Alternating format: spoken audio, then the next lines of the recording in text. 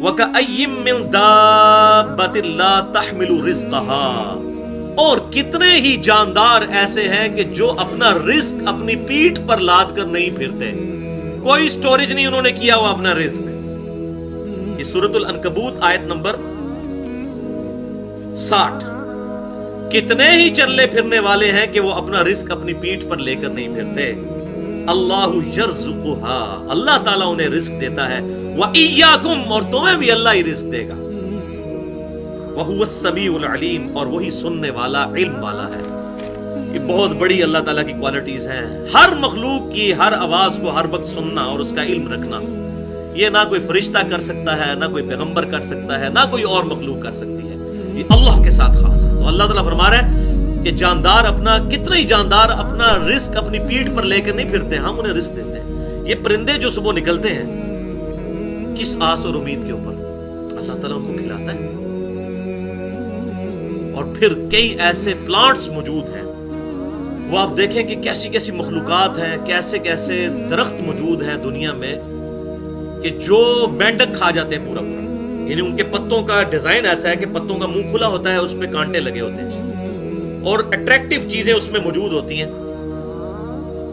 کبھی کوئی مکھی گئی تو وہ پھنس گئی، اس مکھی کو کھانے کے لیے مینڈک گیا، جیسے ہی وہ اندر گیا تو وہ پھڑکنا شروع ہوگا، ساتھ ہی اس کا پتے کا منہ بند ہو جائے گا اور وہ اس کو ڈائجسٹ کر کے کھا جائے گا۔ اب وہ پودا خود تو حرکت کر نہیں سکتا، جا کے پکڑ بھی نہیں سکتا۔ تو یہ وہ جو آیت اللہ تعالیٰ نے فرمایا کتنے ہی جاندار ہیں اپنا رزق اپنی پیٹھ پر لے کر نہیں پھرتے، ہم انہیں رزق دیتے ہیں، ان کے منہ میں ڈالتے ہیں۔ ایسے معاملات پیدا فرما دیے اللہ تعالیٰ۔ اور اتنی حیران کن بات ہے کہ یہ میں اس پہ سوچ رہا تھا کہ یہ جب بارش ہوتی ہے تو بارش کے قطرے بھی اس کے اوپر پڑتے ہیں، تو اس کے جو ہے کانٹے، تو بارش کے قطروں کی وجہ سے بند ہو سکتا ہے، لیکن ایسا نہیں ہوتا۔ جیسے اس میں کوئی چیز جائے اور وہ تیزی سے پھڑپڑائے، جیسے ہم ماؤس کو، کمپیوٹر کے ماؤس کو تیزی سے 2 دفعہ کلک کریں تو پھر وہ پروگرام رن کرتا ہے، اگر تھوڑے تھوڑے وقفے سے کریں نہیں کرتا، تو تیزی سے پھڑپڑائے پھر وہ پتا بند ہوتا ہے، ورنہ تو بارش ہوتے وقت وہ بھوکے ہی مر جائے وہ جو پلانٹ ہے بارش کے موسم میں۔ تو بارش کے قطرے کی وجہ سے اس کا پتا بند نہیں ہوتا۔ تو اس قسم کی کئی مخلوقات ہیں، اب یہ تو لادہ ٹاپک ہے، اس پہ تو گھنٹوں چاہیے صرف اس کے اوپر بولنے کے لیے۔ تو اللہ تعالیٰ فرما رہا ہے کہ ہم رزق دیتے ہیں، اور اگر آپ رزق، یہ اللہ کے علاوہ تو کوئی رزق پورا ہی نہیں کر سکتا۔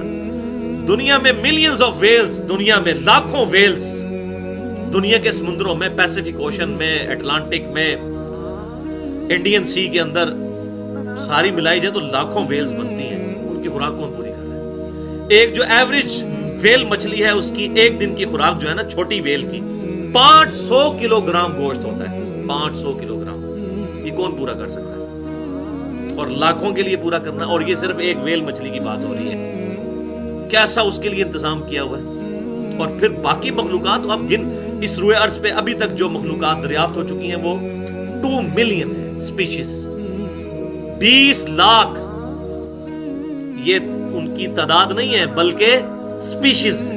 یعنی اگر گننا شروع کریں، انسان کو پہلی مخلوق آپ گن لیں، گھوڑا دوسری مخلوق، خچر تیسری مخلوق، کوا چوتھی مخلوق، گدھا 5ویں مخلوق، اس طریقے سے گنیں، نباتات اور حیوانات کی ملا کر 20 لاکھ سپیشیز ہے، اور ایک ایک جو سپیشیز ہے اس کی اربوں خربوں میں آبادی ہے، ان سب کا رزق پورا ہونا انبلیویبل ڈیٹا ہے۔ صرف زمین پر کیڑے اتنے موجود ہیں کہ زمین پر بسنے والے ہر انسان کو اگر 20 کروڑ دے دیے جائیں، 20 کروڑ آپ کو، 20 کروڑ آپ کو، اس طریقے سے جتنے 70-80 کے قریب لوگ بیٹھے ہیں سب کو اگر دے دیے جائے، اور دنیا کے سارے انسانوں کو 6-7 ارب لوگوں کو، تب بھی کیڑے بچ جائیں گے۔ اتنے صرف کیڑے ہیں حشرات الارض، اور درخت، پھر پرندے، مرغیوں کے چوزے، پھر کووں کے چوزے اور چیلوں کے چوزے، اور کیا تعداد ہے، یہ انبلیویبل ڈیٹا ہے۔ جس کو شوق ہو مسئلہ نمبر 60 میرا دیکھ سکتے ہیں۔ وما خلقت الجن والانس الا لیعبدون، اور ہم نے پیدا نہیں کیا جنوں اور انسانوں کو مگر صرف اس لیے کہ وہ ہماری عبادت کریں، ہمیں مانے نہیں، ہماری عبادت کریں۔ مانتے تو سارے ہیں اللہ کو، کوئی ہے جو اللہ کو نہ مانے؟ تو بہت بے وقوف ہو تو وہ نہ ماننے والا ہو ایتھیسٹ، ادروائز تو as far as God is concerned, کوئی بھگوان کہہ دیتا ہے، کوئی اسے ایشور کہہ دیتا ہے، کوئی گاڈ کہہ دیتا ہے، کوئی اللہ کہتا ہے، اور کوئی سپریم بینگ کہہ دیتا ہے، کوئی سائنس کی لینگویج میں سپر نیچرل ایجنسی کہہ دیتا ہے، مانتے سب ہیں ایک سپریم بینگ کو۔ تو ماننا کافی نہیں ہے، بلکہ اس کی عبادت بھی کرنی ہے، ٹوٹل اوبیڈینس، اس کی اطاعت کرنی ہے، اس کی ورشپ کرنی ہے۔ وہ سارے رسوم، ساری رسمیں، چاہے وہ نماز ہو، چاہے روزہ ہو، قربانی ہو، جھکنا ہو، ہاتھ باندھ کر کھڑا ہونا ہو، سجدہ کرنا ہو، یہ سارے پوسچرز اس ذات کے لیے خاص کرتے ہیں۔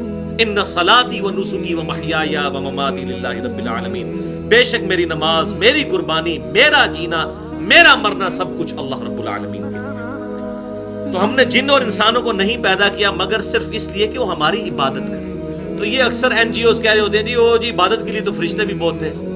بھائی جی تمہیں ٹھیکہ ملے ہوا ہے اس گل کا کہ تسی لوگوں کو گائیڈ کرو گے، تو یہ بڑی ایکسٹریم بات لوگ کر دیتے ہیں۔ اسی طریقے سے بعض دوسری ایکسٹریم پہ چلے جاتے ہیں، وہ کہتے ہیں جی بس نمازیں ہی نمازیں ہیں، بے شک رشتہ داروں کا مال دبا لو، وراثت میں بھائی کی جائیداد دبا لو، کوئی فرق نہیں پڑتا۔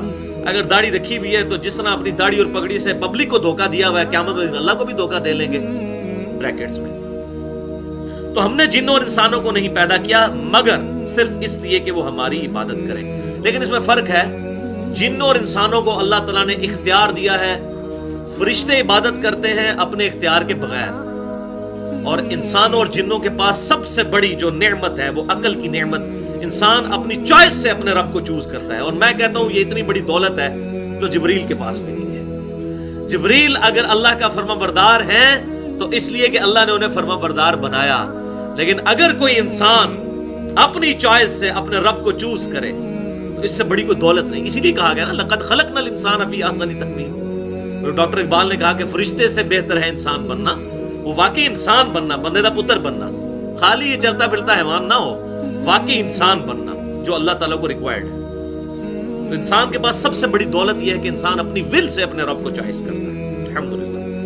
ما اريد منهم من رزق وما اريد ان يطعمون، میں ان سے یہ تمنا نہیں رکھتا ان تمام مخلوقات سے کہ وہ مجھے رزق دیں، اور نہ یہ میری خواہش ہے کہ وہ مجھے کھانا کھلائیں۔ ان اللہ هو الرزاق ذو القوۃ المتین، بے شک اللہ ہے جو لوگوں کو رزق دینے والا ہے اور وہ زبردست قوت والا ہے۔ اللہ تعالیٰ فرماتا ہے، یہ دیکھیں کیا اس میں لجاجت ہے، کس لیول پہ آگے بات سمجھائی جا رہی ہے۔ اللہ تعالیٰ فرما رہا ہے دیکھو میں تم سے نہ روٹی مانگتا ہوں نہ کھانا مانگتا ہوں، ایک بات مانگتا ہوں، میری عبادت کرو۔ حالانکہ اللہ تعالیٰ غنی ہے، یہ ہمارے فائدے کے لیے کہہ رہا ہے۔ وہ انشاءاللہ میں تقدیر کے مسئلے میں اگلی دفعہ بتاؤں گا۔ یہ اکثر لوگ کہہ رہے ہوتے ہیں نا جناب اللہ کو ساڑھی نمازیں نہیں چاہیے، تو اللہ نے کب کہا مجھے آپ کی نمازیں چاہیے؟ اللہ تعالیٰ یہ کہتا ہے تمہیں اپنے لیے، میں نہیں چاہتا کہ تم دوزخ تک پہنچو۔ ہمیں تو نمازیں چاہیے نا، اللہ کو نہیں چاہیے لیکن ہمیں تو چاہیے۔ تو سورہ الزمر کے حوالے سے انشاءاللہ آیات آئیں گی، اللہ تعالیٰ فرماتا ہے میں بے پرواہ ہوں، لیکن یہ یاد رکھو میری نافرمانی کرو گے میں ناراض ہو جاؤں گا، فرما برداری کرو گے تو خوش ہو جاؤں گا۔ بے پرواہ ہوں، لیکن یہ نہ بے پرواہی کا مطلب یہ نہ سمجھ لینا کہ جو مرضی کرتے رہو، نہیں، فرما برداری کرو گے میں خوش ہوں گا، نافرمانی کرو گے تو وہ پنجابی جو کہتے ہیں ایسی دی تیسی پھیر کے رکھ دینا۔ اور حقیقت بات ہے، سورہ غافر میں یہاں تک آیت آتی ہے کہ قیامت والے دن اللہ تعالیٰ اپنے دشمنوں کو جب عذاب دے گا تو اللہ تعالیٰ پوچھے گا ہاں بھائی تکلیف ہو رہی ہے؟ سورۃ المؤمن بھی کہتے ہیں، سورہ غافر بھی سے کہتے ہیں، شروع میں ہی آتا ہے، کہیں گے یا اللہ ہو رہی ہے، تو اللہ تعالیٰ فرمائے گا اس سے زیادہ مجھے تکلیف ہوتی تھی جب تمہیں دنیا میں میری طرف بلایا جاتا تھا اور تم گردانی کر جاتے تھے۔ دیکھیں اس لیول پہ جا کے بات کو سمجھانا، قیامت والے دن اللہ تعالیٰ فرمائے گا مجھے اتنی تکلیف ہوتی تھی جب تمہیں میری طرف بلایا جاتا تھا، آپ کوئی بلاتا کہتا ہے تسی اپنی قبر جانا میں اپنی قبر میں، اس سے بڑی تو کوئی جرت نہیں ہے۔ اس کی بجائے کوئی شخص یہ آپ کو آگے کہے کہ جناب یہ 7 والی گلی میں جو ہے وہ گورنمنٹ کی طرف سے اناؤنسمنٹ ہوئی ہے کہ جو جیلم کے جتنے شہری ہیں اپنا شناختی کارڈ دکھا کے 1-1 لاکھ روپے لے لیں، تو کوئی یہ نہیں کہے گا تو اپنی قبر جانا میں اپنی قبر ہی، کہیں گے جناب بڑی مہربانی جناب دس دیتا جائے، یہی کہیں گے نا۔ لیکن آخرت کی کوئی بات کرے تو فوراً اس کے اندر تو اپنی قبر جانا میں اپنی قبر میں۔ تو میں تم سے نہیں مانگتا کہ مجھے رزق دو، اور نہ میں یہ چاہتا ہوں کہ تم مجھے کھانا کھلاؤ، بلکہ اللہ تعالیٰ ہی لوگوں کو رزق دینے والا ہے اور وہ زبردست قوت والا ہے۔ اور کیا رزق دے رہے ہیں آپ ذرا سوچیں، رزق فری دے رہے ہیں۔ آپ سوچ رہے ہوں گے فری کون سا رزق دے رہے ہیں؟ بھائی فری وہ رزق دے رہا ہے جس رزق کے بغیر آپ 2 منٹ سے زیادہ زندہ نہیں رہ سکتے۔ کون سا رزق ہے؟ سانس فری ہے، کوئی ٹیکس نہیں اس کے اوپر. یہ پانی سے روٹی سے بھی بڑھ کر ضروری ہے.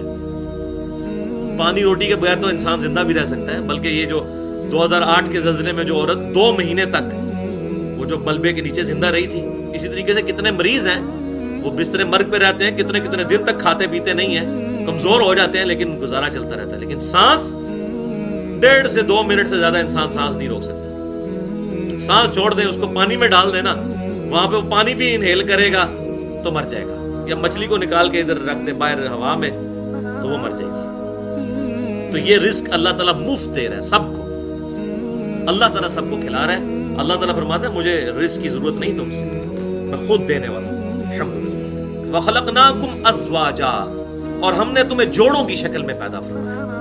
انسان ہو, جاندار ہو, ایون پلانٹس میں بھی نر اور مادہ, میل اور فیمیل جوڑے موجود ہیں. وَجَعَلْنَا نَوْمَكُمْ سُبَاتًا, اور ہم نے نیند کو تمہارے لیے سکون کا ذریعہ بنایا. یہ نیند ایسی چیز ہے کہ اس کے بغیر آپ چل ہی نہیں سکتے. یعنی انسان کتنا بھی طاقتور ہو, زیادہ سے زیادہ کتنے گھنٹے جاگ لے گا وہ. دیکھیں یہ اب کبھی ہم نے غور نہیں کیا کہ ہماری مشینری کام کرنا بند کر دیتی ہے. ویسے جو یہ مٹیریل کی چیزیں ہیں بعض کا سال کے بعد ان کا شٹ ڈاؤن پیریڈ آتا ہے. یہ جو فیکٹری ہیں خصوصاً پروسیس انڈسٹریز ہیں, سال میں 1 دفعہ ان کو بند کیا جاتا ہے. لیکن انسان ایک ایسی مشین ہے جو 2 دن کے اندر 2 نہیں تو زیادہ سے زیادہ 3 دن تک اس کے بعد شٹ ڈاؤن ہو جائے گی. اس کو آپ جہاں پہ بھی رکھیں گے اس کو نیند آ جائے گی. یعنی ہم سوئے بغیر اگلے دن کو کام ہی نہیں کر سکتے. اور دیکھیں سونا کتنا امپورٹنٹ ہے, ہمیں یہ بالکل پتا ہوتا ہے کہ یہ کام ہم نے کرنا ہے, باقی سارے کام ہم آگے پیچھے کر دیتے ہیں, اس کو بھی کتنا آگے پیچھے کریں گے. الٹیمیٹلی سوئے بغیر گزارا نہیں ہے. یہ انسان کی اللہ نے یہ بھی ایک خوراک رکھ دی ہے ایسی, نیند, اس کے بغیر گزارا ہی نہیں ہے. یعنی ہم کتنے لاچار ہیں کہ بغیر سوئے ہوئے گزارا نہیں. اب آپ کو سمجھ آئی, لا تأخذہ سنۃ ولا نوم.